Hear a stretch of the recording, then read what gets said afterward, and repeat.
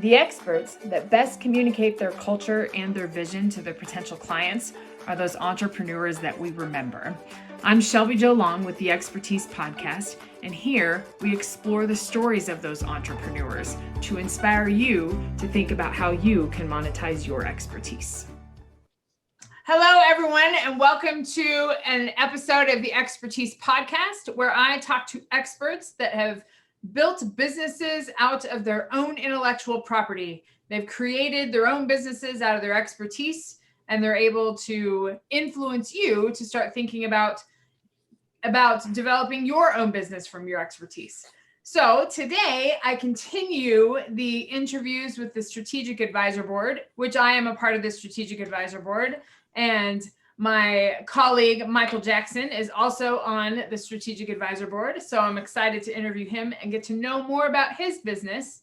But just an overview about the Strategic Advisor Board. We're a collection of 10 CEOs that get together and help solve problems for businesses, create growth paths and strategies to be able to move businesses forward.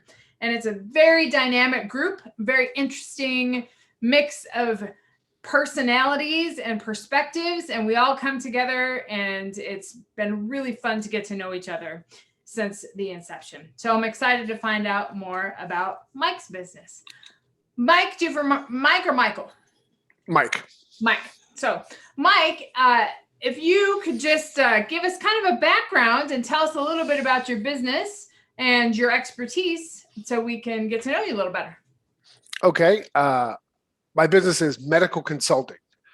And the primary piece of that is just how it sounds, consulting with medical professionals.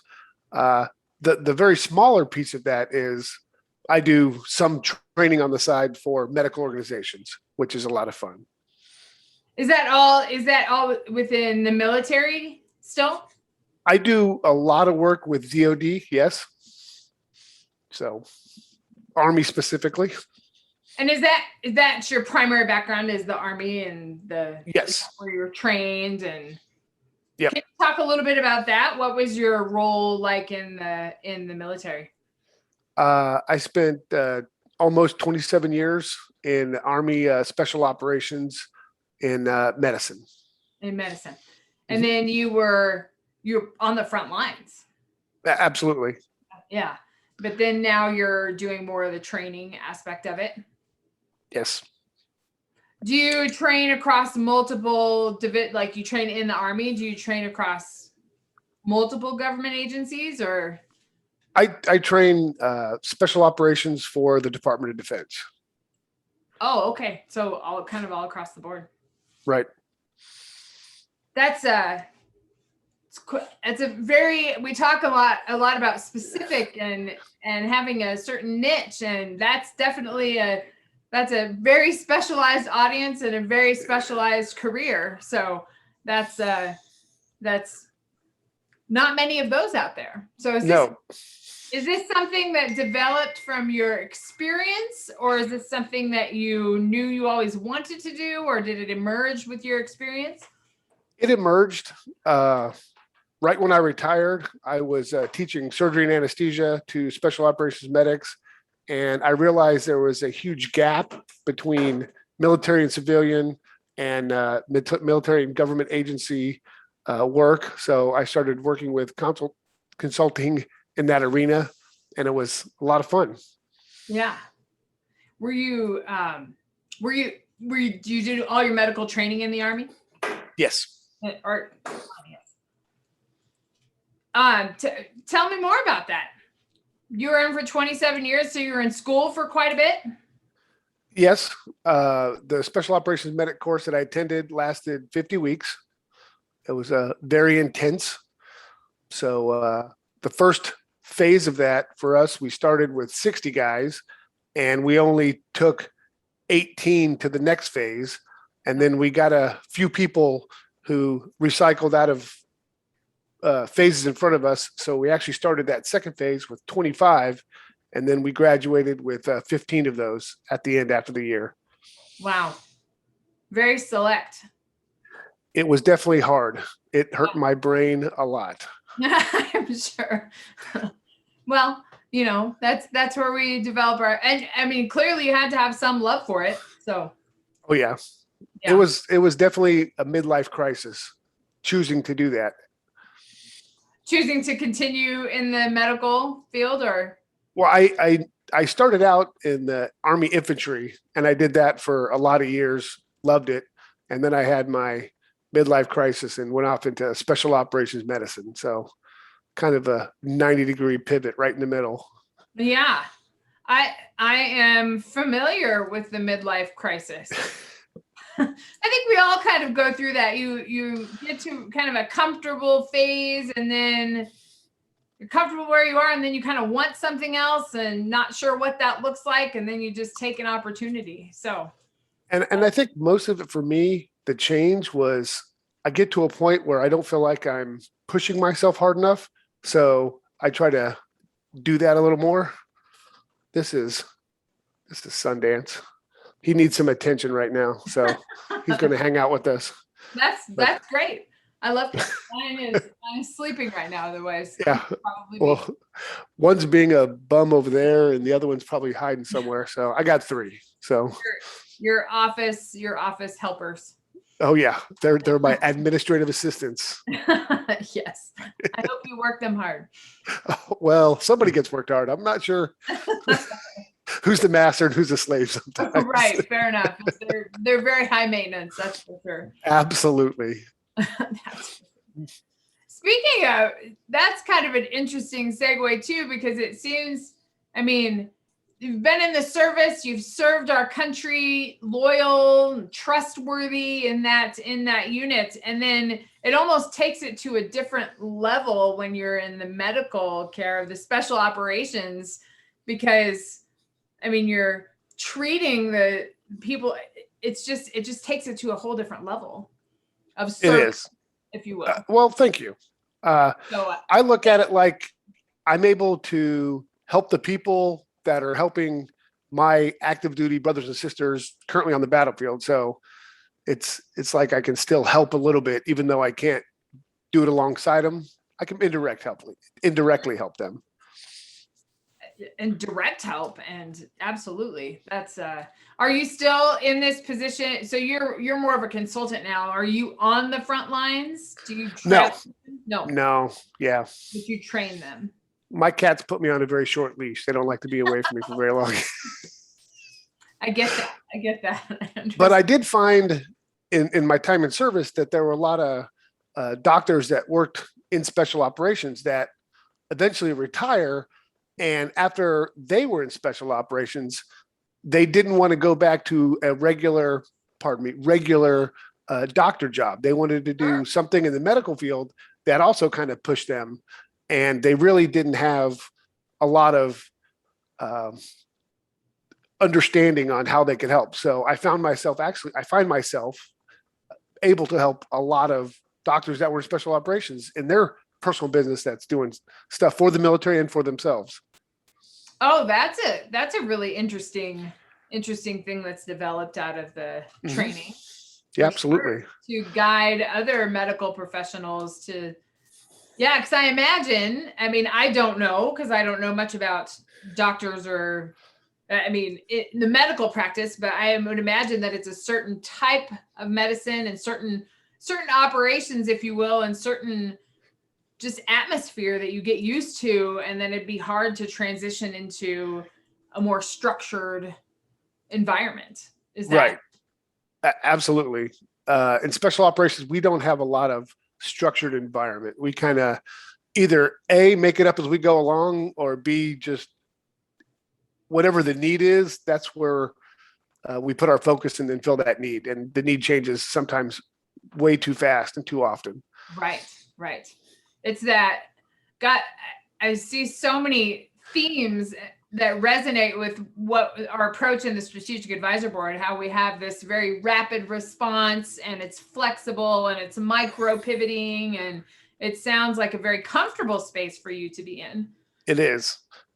One of the things I'm actually working on is I unfortunately use a lot of military acronyms when I'm describing leadership positions and stuff like that. And it's okay if I'm talking to somebody who had a military background, but if I'm talking to somebody who doesn't, then I have to figure out how to completely get my brain out of the military. After 27 years, I'm not indoctrinated. I'm not drinking the Kool-Aid. I'm like taking baths in the Kool-Aid. It's just, Right. it's It's a part of your processing. Absolutely. it is. So I'm trying to, pardon the phrase, but civilianize more myself. So I think it'll be more helpful to others. Sure. It's I'm from a communication studies background, so it's all about audience adaptation. But you almost have to break yourselves of those I have to do this too. Break yourself of communication habits that you have in certain groups, and to be able to understand the communication habits of the people you're speaking with. Right. So, for sure, I imagine the acronyms are really challenging to get past. Yeah, and it's funny too because when I'm working with somebody who is former Air Force Special Operations, their acronyms are totally different and foreign to me, just like my Army acronyms are foreign to them. But some are common, but yeah. Yeah. Huh. That's interesting because you constantly have to, it makes it just that much more challenging because you're translating in addition to teaching the concepts. So Right. that's Right. to make sure you're all on common ground, common language. Absolutely. That's interesting. I'm just going to ask more about that because it's communication centered, and I think it's so central to operations and how we serve clients. And do you see that connecting to? I mean, I guess we could start kind of talking about the strategic advisor board because I think so many themes are coming in there. But how do you see that connecting with your involvement with the strategic advisor board? Those skills, because those are unique skills to have. A lot of people have hard time getting out of their not comfort zone, but getting out of their realm of knowledge and speaking to somebody else. I think that's a skill. And for the record, I'm not a doctor. I was just a enlisted guy, and as an enlisted special operations guy, I have to deal with usually officers and senior leaders from not only our country but other country. My target language is Arabic, so I did a lot in that area, but helping foreign leaders and American leaders understand stuff when I'm working abroad, those kind of skills really come into play for helping others with business. And that's really where I learned business. I mean, combat leadership is business. Staying alive is important, whether you're keeping your business afloat or whatever. So just understanding basic things like that. Yeah, like combat leadership is business. I like that tagline. Can you talk more about that? I mean, I was a combat leader, so like what pieces have you learned from that experience that go into the discussion about businesses?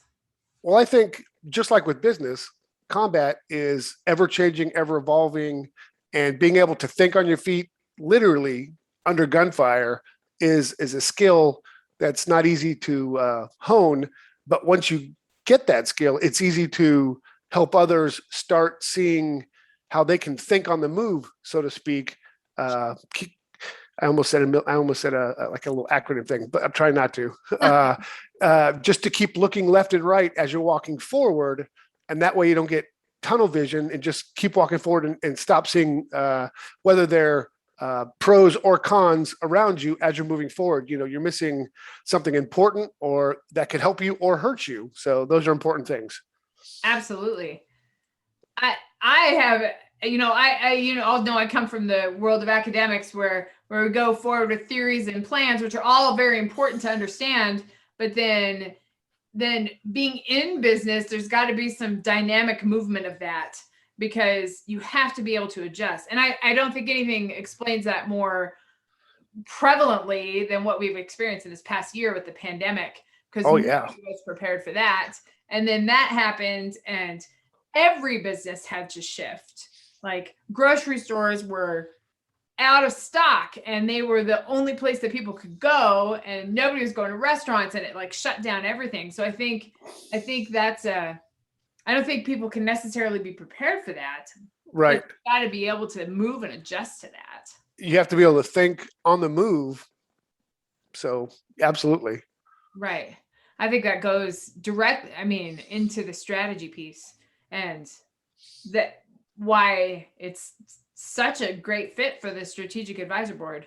So, because that at least from what I understand, how I think our model works is a very urgent, rapid action and very much a move, and what's the best move to generate revenue for your business so you can fund the other piece of it, and you have to adjust it along the way. I think it's a really fun way and necessary way to look at business operations. Right. And on that same line, something that I've said countless times training others is a 5-second plan is better than no plan at all. Sometimes people act instead of initially just jump into something.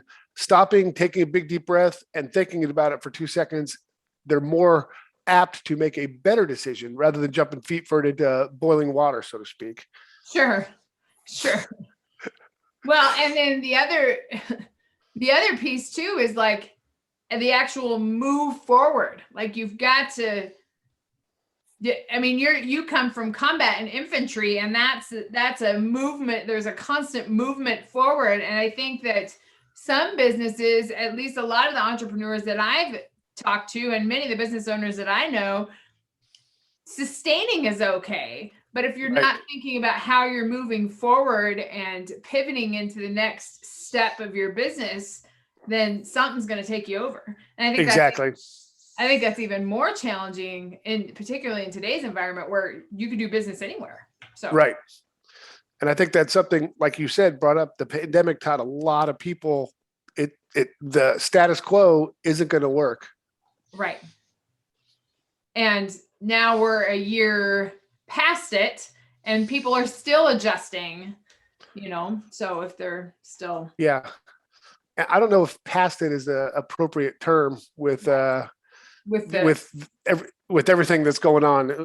And we might have pandemic part 2 coming. Who knows? It kind of looks like, I hope not. Past the first phase of it. So hopefully there's not phase 2, which is just so uncertain.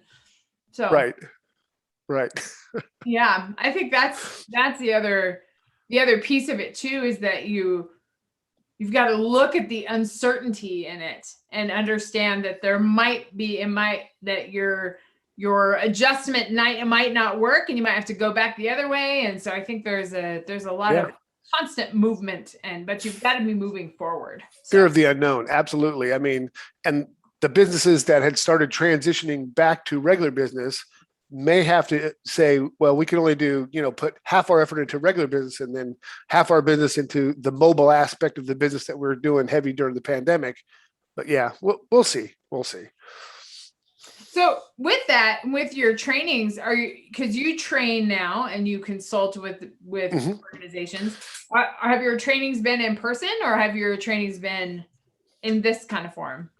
Well, when I do teach surgery and anesthesia, obviously it's sterile, so everybody's masked up anyway. So there was actually no real change for when I was doing in-person training because it was all in a sterile environment anyway. Sure. Makes sense. Not much change with the hospital. So that makes sense. Yeah, you still have to travel to do that. Well, Mike, let's switch discussion to the strategic advisor board. We've talked a little bit about it, but can you tell me about your medical consultant?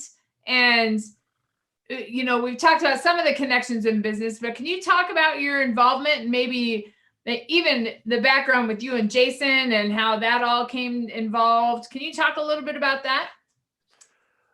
So I don't know what Jason talked about already about me, so I'll just hit the wave tops, not to bore everybody over again. But Jason and I worked together 20 plus years ago. We were in a reconnaissance infantry unit together, and both of us sniper qualified. We did it was fun. We had a blast, and we spent years together. And when you spend years in a small team with somebody, you Yeah. know, under the same poncho and pouring rain and freezing cold, the friendship just grows. And we've been phenomenal friends ever since then. So, Yeah, he didn't tell that story. So okay. I think that's an important background, because when he launched this business, probably the first person he thought of was you. We had a talk, and he asked me if I wanted to come on board, and I absolutely did. Like you had said earlier, the specific niche I am, it's very narrow and a long hallway with not too many doors on it. So I was kind of moving forward with that, but it was not broadening. And when he offered me this idea to help out with SAB, I thought that would be a perfect idea to broaden my business horizons to help out SAB and to also help me out. And I have learned so much just in the past few months working with you guys, because my job is almost second nature. It's almost like being in the military. You get up every day, you know what you're going to do, you just do it. It's like routine this, routine this, routine this. And working with SAB, it's not routine. It's, yeah, exactly. So I'm really enjoying working with SAB and being a part of it and learning. Me too. And I mean, having just the structure of the 10 CEOs, and we have to make decisions together, that's A, kind of challenging, but B, it's really fun because there's so fun. And I think that's the best thing you can give clients that come through it, because there's so many different perspectives. And Right. just the quality is great, and the dynamic nature of the board has been amazing. How do you see, not necessarily your role, but how do you see your skills fitting into the needs of the clients within that organization? I'll come right back to that question. One of the fears I had that I'm not sure if I told Jason about or not, but when you put 10, head people together in a conglomerate, my fear was that there'd be a lot of head butting, we're doing it my way, we're doing it my way. And I've been happily wrong with that. That has been nothing of the like. Everybody has their helpful areas that they're a little more smart in this area, a little less smart in this area, and all the gaps are being full, and it's just the synergy for everybody's just working super well together. So I'm happy about that. Okay. That's an excellent point. I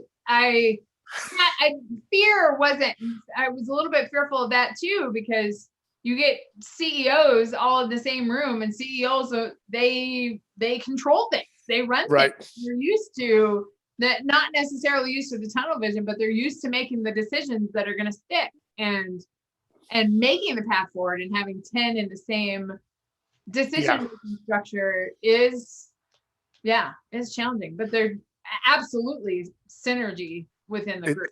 It's definitely working well. So back to your question, how my skills will benefit SAB's clients. I think that's roughly ballpark what you asked.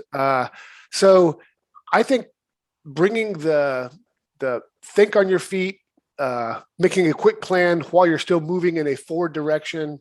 I think those combat leader learned traits are probably the best thing I have to offer the clients. Absolutely. I think all of those things are. I think your training piece too is really key. And I mean, just we talk about the soft skills of adaptation, and from just from the interactions that we've had on the team, that seems to be a very important skill of just stepping back and trying to understand things from the other perspective. I think that's a really important skill to have too. So right. Yeah. What do you vision for the Strategic Advisor Board? What do I vision? Well, I envision a lot of happy clients. I don't envision initially probably pulling a tenth of my weight, because I figure, there's 10 of us. But I think that I am getting smarter and able to help more every time we have a talk. And I'm taking tons of notes and doing lots of research on my own to try to benefit SAB. So soon, I think I'll be pulling my weight, but I don't figure I'm pulling my weight quite yet. I think you're pulling your weight for sure. Okay, I'm not pulling the amount of weight I want to pull. How about that? It's all dynamic and moving, and it's all gonna come out in the wash for sure. Yeah. And I think one of the funny things is Jason used to work for me, and now I get to work for Jason. So that's funny. A little bit of power dynamic shift. How's that working out? Oh, great. Jason is a great leader. That's for He sure. is. He is. So we are a group of very strong leaders. So I think the only product that you can have is a good result for the client. So yeah, I was really blessed when he sent me the news article. What was it? It was the up and coming boulder or something like that. Oh yeah. Yeah. And he sent it to me and he goes, "Oh, read it." And I read it. And about 3/4 of the way down, he said, "And there was a leader in my military past, Mike Jackson, that really helped me out." And I was like, "What?" So that was a shock that I was able to, that he would consider me a benefit to him. And back in the day when we were in the military, I always could rely on Jason as my right hand, and sometimes my right and my left hand. It was more working with him instead of him working for me. He's just always been amazing, smart. Yeah. Right. Sounds like you two have synergy that goes way back, and that all has now you're in a space where that can influence other people. And I think it's a powerful place to be in, and it's a really exciting place to be in, because you don't even know what the product of that is going to be. Exactly. Until there's some movement with it. And there's 8 other people that you probably don't know very well that are on the board too. That makes it pretty exciting. So that's okay. One of the things I'm also good at is I did a little bit of intelligence work in special operations. So I've done all my research on the other 8 in the SAB. Yeah. So I know more than I should maybe, but you probably know us better than we know you for sure.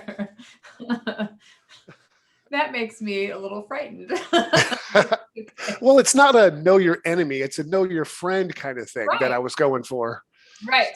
And it's because that's the most important piece, is that I think the word that sticks out to me from this interview is the synergy that we have, and that we already have.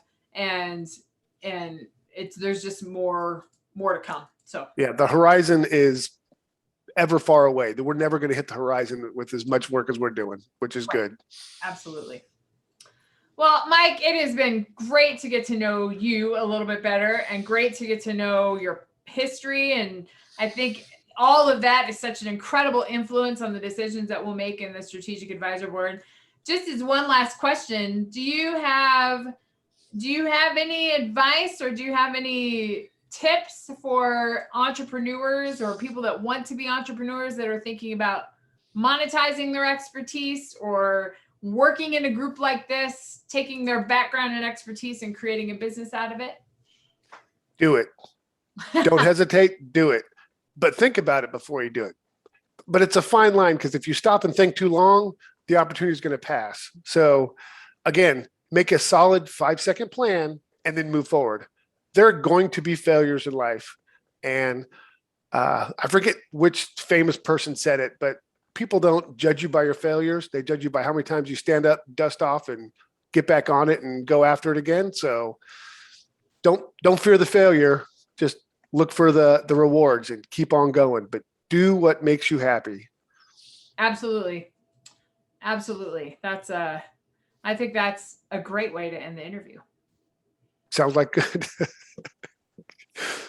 Don't fear. They judge you by, yeah. I like that statement. So somebody else smarter than me said it a million years ago, I'm sure, but I was definitely paraphrasing probably multiple people, but. Right. Well, it's yours now. So you've said, you coin it for sure. I'll try. I'll work on patent. I'm going to put it in our branding profile for sure. Okay. Going to be a good addition. Well, Mike, thank you for giving me your time today so we could talk to fellow entrepreneurs and people that are thinking about starting their own business. And hopefully they're inspired by your story. I know I am inspired by your story, and I'm excited for where the Strategic Advisor Board is going to go from here. So we will thank you again for coming on here and giving me the time. Thank you, Shelby. And we will sign off, and I'll see you next time when we have another expert to talk about their expertise transforming into a business. We hope you've enjoyed this episode of the Expertise Podcast and hope you're inspired to think about how to further monetize the expertise and the processes that you have in your own business. See you next time.